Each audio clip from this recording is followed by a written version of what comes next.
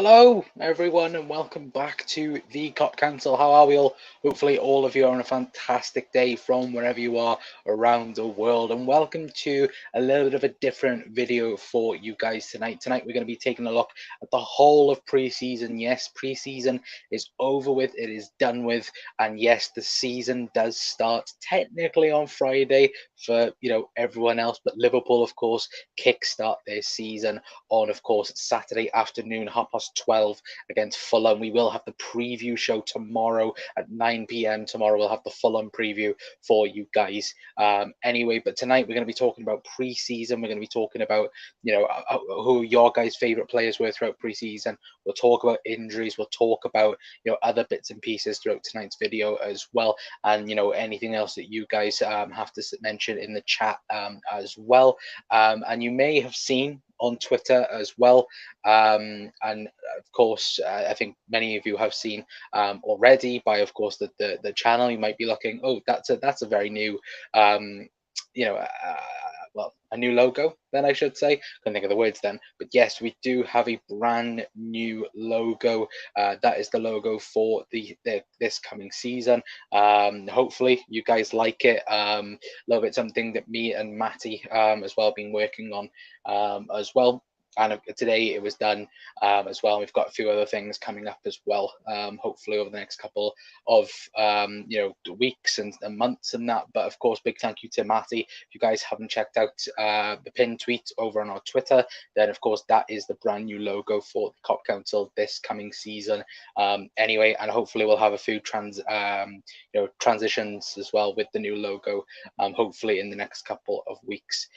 Anyway, fingers crossed. But hopefully you guys like it. If you do, then please let me know in the comment section down below, or if you're watching on repeat as well, let me know if you do like, where is it, there we go. If you like the new logo, then please let me know in the chat down below. Anyway, but Doug is in as well. Hello, Connor. Hello, Douglas. I was just about to tweet you, but then I remembered I had to go live. So, congrats on 2K. Hopefully, 3K is the next thing. Talia O'Connor. Hello, Gary. Hopefully on a fantastic day. Doug's in closing in on 700, mate. Hopefully we can get there soon, my friend. It's ridiculous, isn't it? We're not there yet, but again, we are closing in. A big thank you to each and every single one of you for the support over the last couple of months as well. Like and subscribe to the channel, says Gary as well. Yeah, if you could, very much appreciated. Evening, mate. Hope you're well. New logo, question mark. Took your time. I did, didn't I? I've been threatening it for the last couple of months, and yeah, we finally got it. I thought, I mentioned this towards the end of last season, and I was like, we'll hold out now. But of course, I've been, properly holding out for a new logo. But now we've got a new one as well. Not my face as well. I wanted to get one that didn't scream me, screamed, of course, the Cop Council, and hopefully that has, done that anyway. Well, hopefully anyway. But Cucurella to Chelsea is not done. Yeah, I think the Athletic posted something about it a minute ago. Or a couple of minutes ago about it after Fabrizio Romano tweeted out saying it was confirmed and done and dusted. But yeah, again, it's football, isn't it? I think it's done. But I think Brighton are just holding out, then I should say anyway. Big up, Connor, you cheating bastard. Hope you're well. Hello, John. Of course, Glasgow Reds chats. Please, guys, go and subscribe to John as well. Of course, big news for John as well. John is expecting his third child at the moment as well. It is on Twitter. So I'm not, in the wrong for saying it, but as well, congratulations, John. Hopefully, as well, yeah, it will be a red. If it's not, we will come and have words. Anyway, I'm kidding. Anyway, but congratulations, anyway, my friend, on the news. Anyway, big up, Doug. YouTube ambassadors as well. Doug saying hello, John. YouTube ambassador, congrats to you and the wife as well. Yeah, absolutely. Hello, Connor. Love the new logo, mate. Looking forward to the season. And congrats, John. Wonderful news for having another kid. Absolutely brilliant, isn't it? Love the logo as well, says Chris. Thank you, Chris, on that as well. Thanks very much, Doug. Much appreciated that.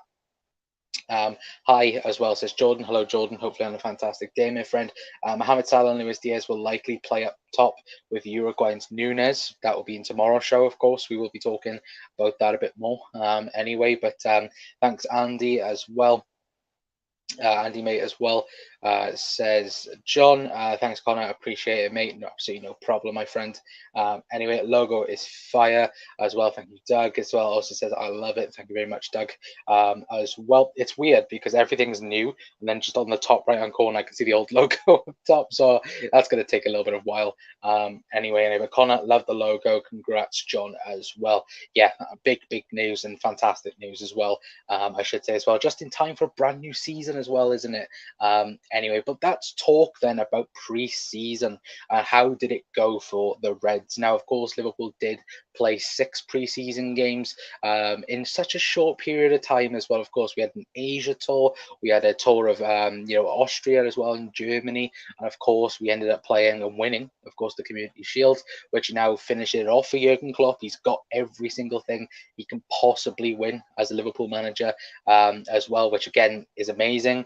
And of course, we do as well. I say we do as well, but again, that game against Strasbourg, was it a pointless friendly? Who knows? Anyway, but of course we did play them at Anfield as well. It's nice to have a game at Anfield as well. Anyway, but yeah, I think look, if we take a dissect it a little bit, I think you look at the Tour of Asia, for example. I think that we played the likes of Manchester United. We lost that, of course, 4-0, and then we went on then to win Crystal Palace 2-0. But for me, I think the biggest thing, wasn't it, is the fact that we lost this man, Alisson Becker. We lost for pretty much the entire pre-season. From he hasn't featured since that Manchester United game, where of course he did occur an abdominal problem, which of course you have to be careful about. But we haven't seen Alisson Becker since that as well. Now he is likely to be fit for Fulham, which is good news and great news that we don't have to have Adrian, even though I think he did a decent job against Manchester City in the Community Shield. But again, that has been the big miss, that not having Ali for a full pre-season.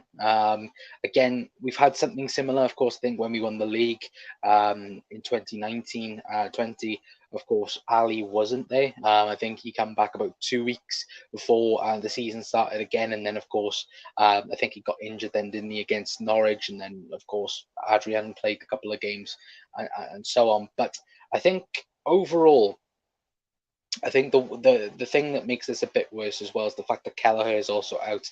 Now he is out for about 2-3 weeks more as well, which again doesn't make things better. Especially when we're relying on the likes of Harvey Davis and of course Adrian as well in pre-season. That's fine, but of course if Alisson isn't back for Fulham, then again you are relying on the likes of Adrian and Harvey Davis to be the goalkeepers, which is massive pressure as well. So I think it's a little bit mixed, isn't it? Chat as well, and I think as well, if we're talking about injuries as well, of course the news with Jota as well and the hamstring injuries as well. He's supposedly meant to be back as well. Fantastic news yesterday, as well as him signing his new deal, which again is absolutely huge and brilliant for the likes of of course Liverpool itself. The fact that he's going to be back in 2 weeks' time in training. I think it's like training. He'll be back in 2 weeks' time. But again, it's positive news, the fact that we don't have to worry so much whether or not he'll be back late, because of course, like I said, 12 weeks was the latest he could possibly be back, and it's not just then as well, just about that anyway. So that's big news in terms of course Diogo Jota. But as Chris has said there, Alisson be back, in my opinion. I think he will be back as well for Fulham. Of course we'll hear more about Jurgen on Friday anyway in his press conference. It might even be tomorrow. I think it'll be Friday though for press conference. Actually, no. I think it might actually be tomorrow that we might hear about press conference with Jurgen anyway. But yeah, I think Ali will be back. Again, the other thing for me that's been a little bit of a disappointment for pre-season has been we haven't seen Calvin Ramsey yet. Of course, he's had that little injury that kept him behind in the Asia Tour, and then of course he hasn't played at all. Throughout any of the pre-season games. That's been the big problem for Liverpool, and that's the only major thing, isn't it? Throughout the pre-season, I don't care about results. We could rant and rave and get famous from ranting against the likes of Manchester United and others as well. But like for me, the only thing that matters in preseason is, unless it's the Community Shield, is of course fitness and just getting minutes in players' legs. And the problem for me is we haven't got minutes in Ali, we haven't got minutes in Jota, no minutes in Calvin Ramsey, no minutes in Kelleher. Even the likes of Ibu Kanate, we don't know how Ibu is. There's been no update on Ibu as of yet, which is bad as well. I know there was training footage there. I haven't seen it yet, but don't know whether or not if Ibu was in that. But again, apparently he was taken off precaution, and then the Athletic reported saying that he was having a scan on his knee after the Strasbourg game, and nothing's really been said much about that. But again, it's injuries and that, and Alex Oxlade-Chamberlain as well. We haven't mentioned. And to be honest with you guys, last season I thought Alex Oxlade-Chamberlain would be amazing for the coming season. He had amazing preseason last year. Did well in that false nine, looked amazing, and then was utter shite again. Though, if I thought that last season, and he was amazing, and I thought he was going to be good this season, again, I don't see a future for Alex Oxlade-Chamberlain at the club personally. He's out now until October, November time by the looks of things. It's worrying signs yet again. And again, for me, it would take a miracle for Alex Oxlade-Chamberlain to play in a Liverpool shirt again. I don't want to be harsh. I don't want to be horrible, but that for me will be at that. I don't think Ox will be in a Liverpool shirt unless, of course, it's a cup game or the last thing possible for Jurgen Klopp to do. Then I would say, in my personal opinion, anyway. But guys, let me know your thoughts on injuries as well. Anyone in particular, you're not disappointed in, but of course, you'd like to have seen more in pre-season as well. For me, Jota, of course, is the number one guy. Ali as well. We all know what Ali can do as well, and he should be back anyway for Fulham, by all reports anyway. But it'll be interesting, won't it? I think for many people anyway. But Sean's in saying Keita next player to sign a contract. You'd hope so. You'd hope so. Look, I'd love Napoli to sign a new deal. I could shove it in Chris's face. Hi, Con chat as well. Hello, Bri. Over on a fantastic day. Congratulations to John as well. Yeah, absolutely. Arsenal be back, in my opinion, as well, says Chris. And Chris also says, well-deserved contract for Jota, who's going to be long-term replacement for Salah when Salah retires at Liverpool in the future. You think Jota's the replacement for Salah, Chris? I don't think that. I think Liverpool are about to sign a replacement for Salah. I don't think Jota. I think Jota is more of a number two for Diaz at the minute, more than anything. I say this, I personally think that Jota would have started the season if it wasn't for his injury. I think that's the real crying shame, is the fact that we all know that Darwin would have been brought in slowly but surely. But again, with likes of Jota being out injured and not having that availability there, of course, him, Bobby Firmino, Darwin and Bobby Firmino is going to be huge now for the start of the season. Bobby is most likely going to start against Fulham. I'd love it to be Darwin. I'd love him to bang in, a hat trick on Saturday. But again, I do think it will be Roberto Firmino that does play, because I think Klopp will go tried and trusted. He won't experiment too much unless, of course, Liverpool are, for example, 2-3 up potentially, and then he just puts him on and sees what he does. Liverpool are 3-0 up. Oh yeah, put in Darwin like I'm just score about 4 more. To be fair, anyway. But again, I think it's going to be interesting as well in terms of system wise as well with Liverpool, because I think there's a real conversation, especially coming out of pre-season as well. What is Liverpool's preferred 11? I don't think anyone knows. Personally, I think many people will have different thoughts and opinions about the right side of the defence as well. In terms of centre halves, of course, it's the defence it writes itself, doesn't it? You've got the likes of Trent, Van Dijk, and Robertson, but then you have that that right hand side. Who will be on that side? Will it be Joel Matip? Will it be Ibu Konate? Could even be Joe Gomez, of course. But for me, Joel Matip again just showed in the Community Shield why everyone should rate him again. But I just think that Ibu Konate should be playing a lot more and getting a lot more game time. Now, I think me and Jack had this conversation when I was up Jack's last week. Ibu is more of a European centre half, in terms of having brilliant games in the Europa League, Jesus Christ, in the Champions League. Sorry, I was gonna read Europe on my screen, but yeah, the Champions League. But again, Joel Matip is the perfect Premier League centre half. But for me, I think Ibu deserves to be, alongside Virgil van Dijk. I think he's deserved that. Not anything wrong with Joel Matip. Joel Matip's brilliant. And again, most underrated player in the Premier League for me personally. But I think Ibu Konate should be starting alongside Virgil van Dijk for the start of the season. We talk in the midfield as well. A load of people will have Thiago and Fabinho as the two. I think, I say almost everyone would be having that too. And then it's that right hand side of the midfield. Who plays on that right hand side? Is it Hendo? Is it Harvey Elliott? Is it Carvalho? Is it Naby? Is it Curtis Jones? There's plenty of options, isn't it? Most likely not Curtis Jones, but there's so many options for Liverpool. Going forward, as Chris has said, but Elliott and Carvalho can play in midfield. Are they forgotten? They've forgotten about that. I think that's in relation to the other comment as well. Some of our fans are going over the top saying we don't. If we don't sign a midfielder and we don't anything do this summer, this is real life, not Narnia World or FIFA career mode. Land with thicker. Well, to be fair, Chris, if you are living in career mode, to be fair, you look at people, like Chelsea, Manchester City. Well, no, Manchester City. Sorry, I'll take that back. Not so much Manchester City, but Barcelona, Chelsea at the moment, they are living very career mode-esque, transfer windows at the moment. I think, look, there's a reason why Liverpool haven't gone for a midfielder.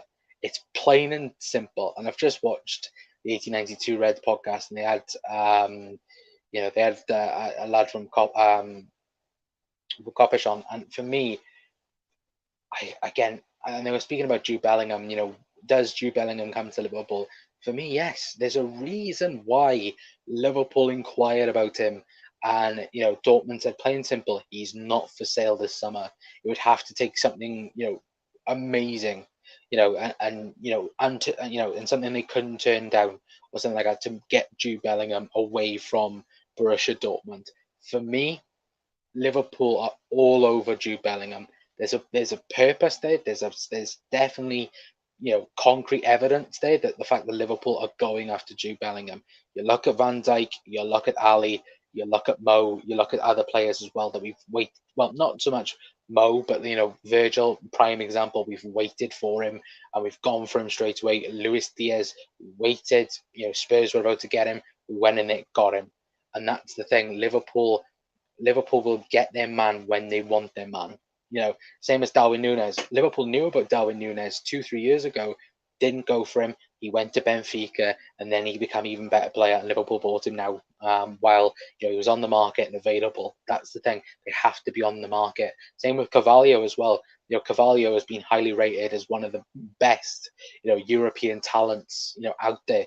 If Borussia Dortmund are going after someone, a youth development player as well, you have to go in for them as well. They are the best at bringing up youth.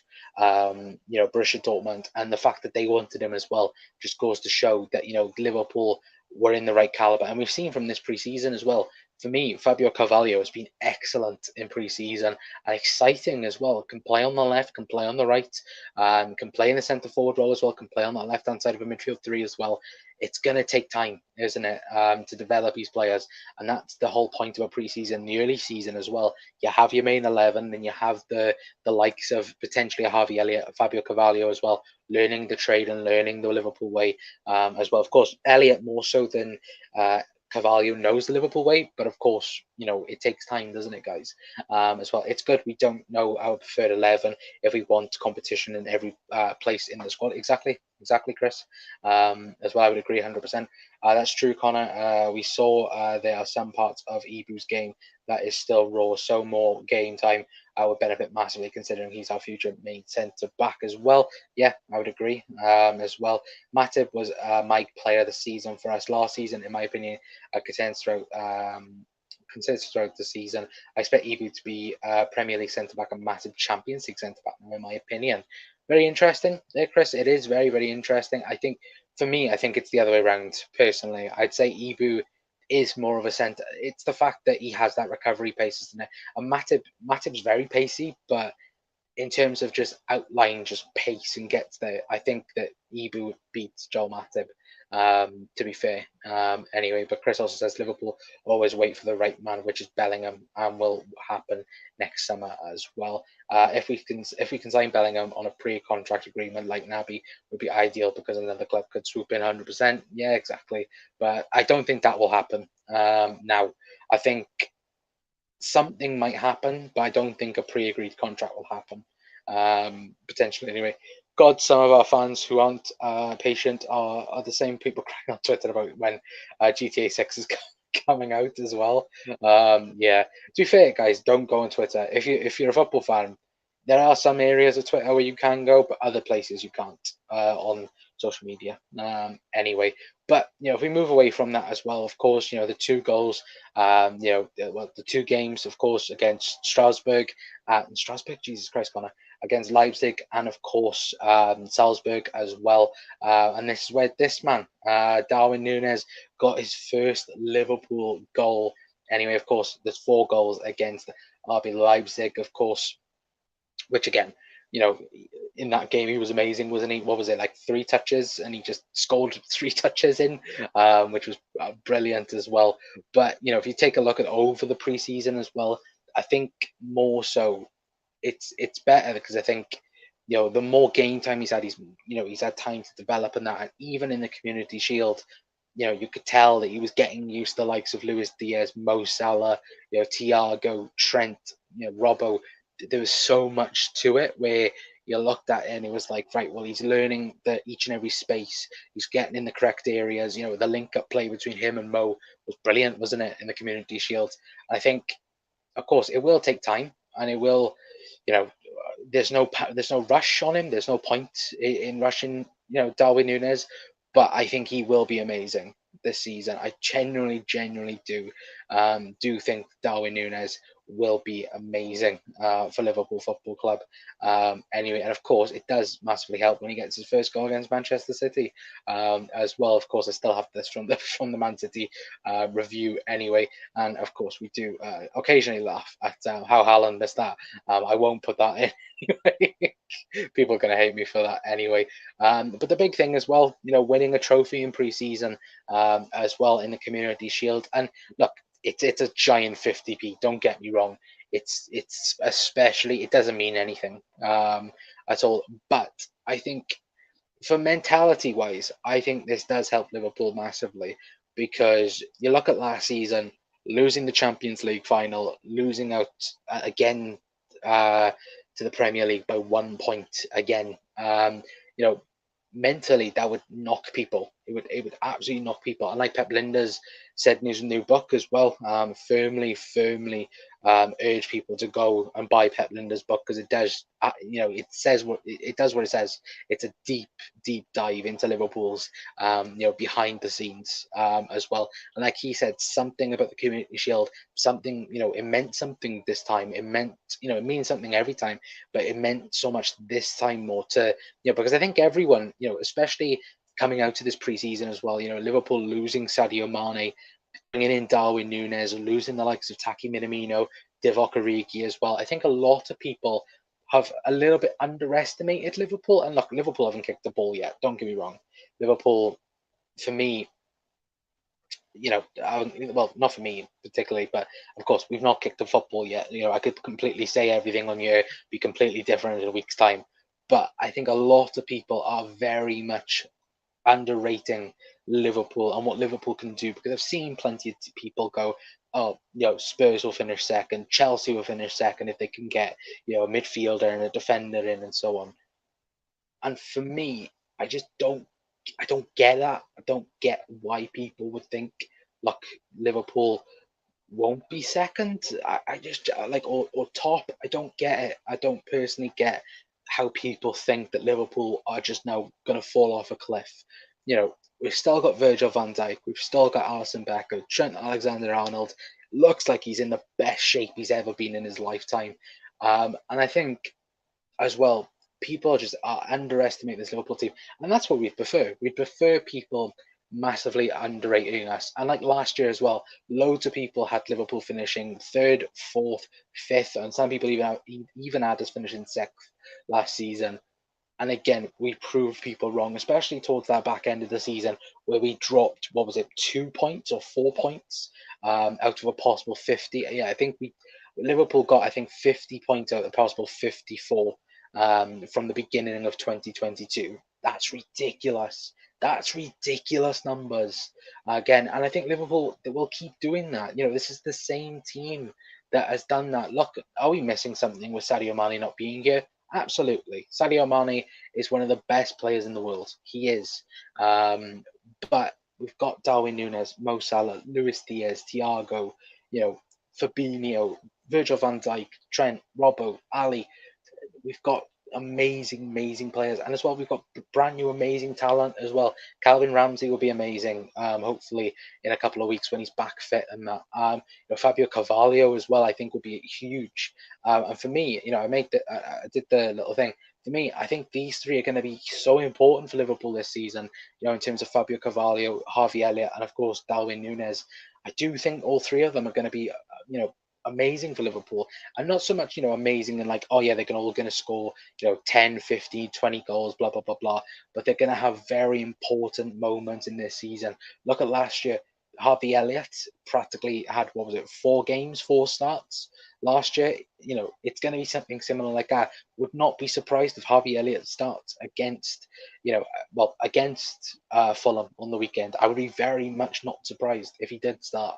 I think that's the thing where Liverpool, again, Liverpool have prepared now for this start. Like Jurgen Klopp said after I think it was the Strasbourg game, you'll see a lot, a very different Liverpool in 2 weeks. And that's the thing. Liverpool have about 3 stages of pre-season.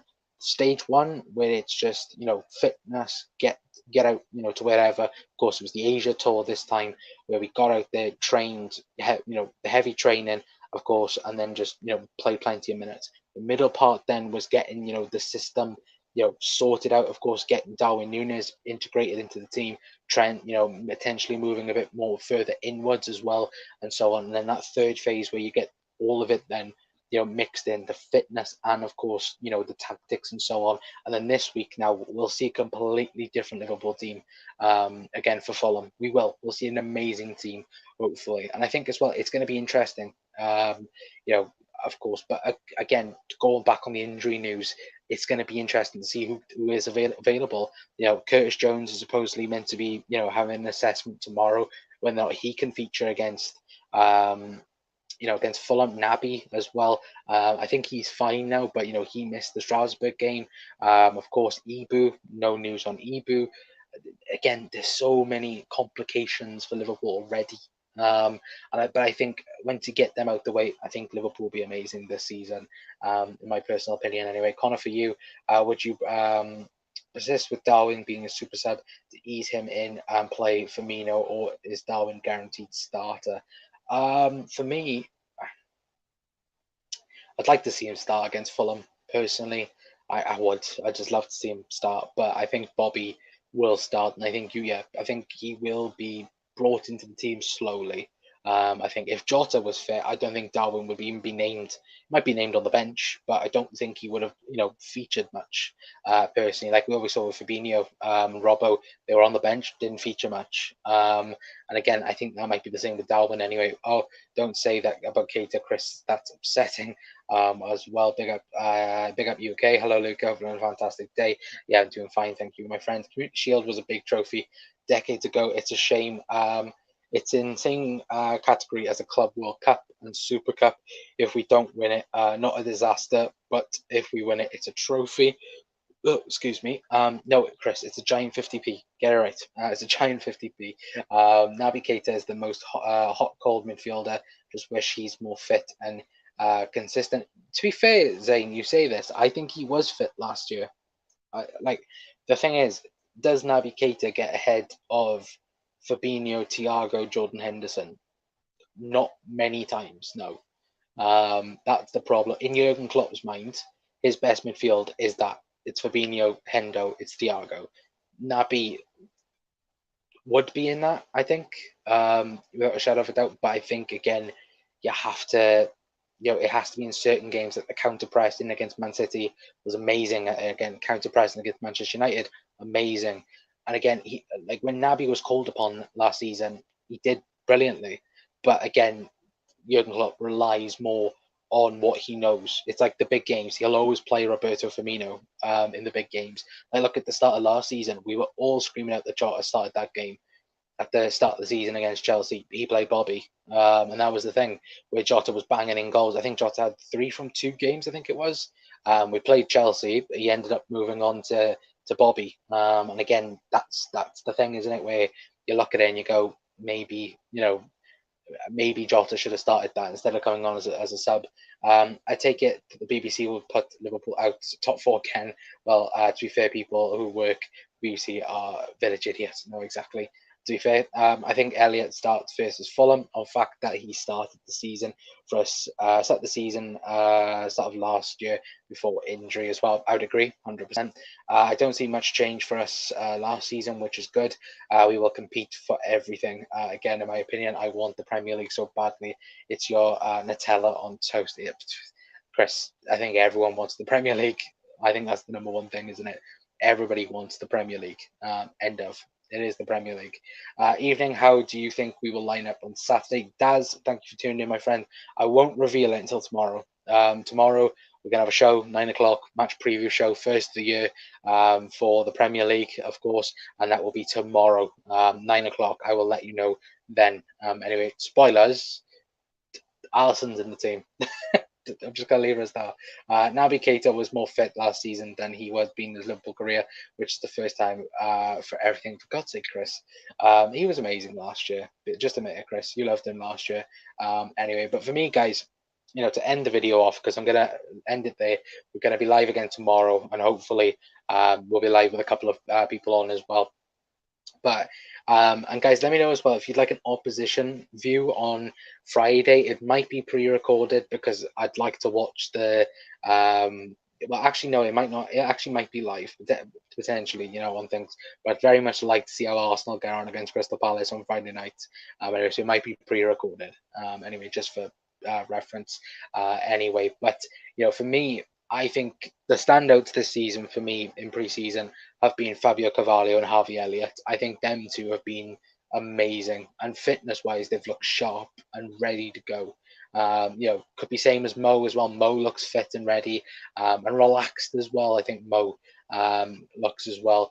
Trent looks, in the best shape he's ever done. Ever has been for Liverpool, which is of course amazing, as well. And again, Virgil fit and healthy, which is amazing.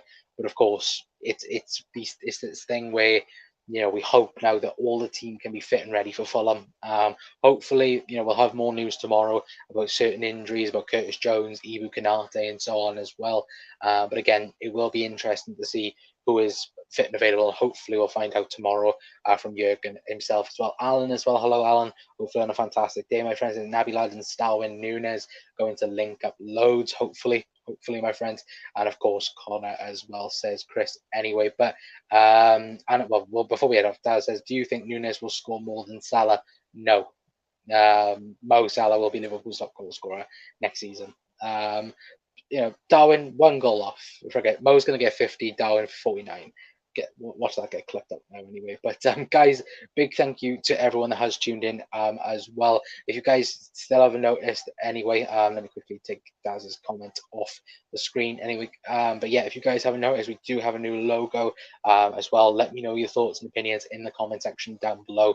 I'd like to get your thoughts, I'd like to get your opinions as well. We do have a new banner as well that I have forgotten to put it up on the screen anyway. But again, hopefully you guys like the new banner as well. The logo as well. It is the brand new logo for the coming season and for the of course the long-term future. As I can see Chris going, hopefully not linking up in hospital beds, Alan as well, for God's sake, Chris, anyway. But that is the new logo for the new season anyway. And as well, guys, tomorrow we will have to be fair, I will upload it straight away now. As soon as this video finishes, it will be up, to preview and so on, as soon as I finish anyway. But yes, Liverpool Fulham preview is tomorrow, 9 o'clock. So make sure you guys have your notifications on as well. If anyone is new around here and viewing us for the first time, then please hit that subscribe button, hit the like button as well. It does massively help out the channel as well. That says looks good.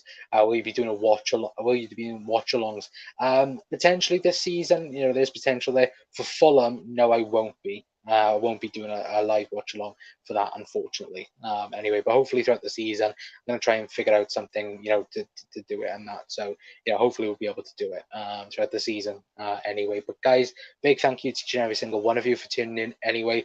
Hopefully you've all had a fantastic Wednesday evening anyway. Hopefully we'll see you all tomorrow with another show. And of course, tomorrow is, of course, like I did say, the match preview show for Fulham tomorrow anyway. But guys, big thank you to each and every single one of you. I've been Connor from the COP Council. I'll see you hopefully tomorrow anyway, but see you then.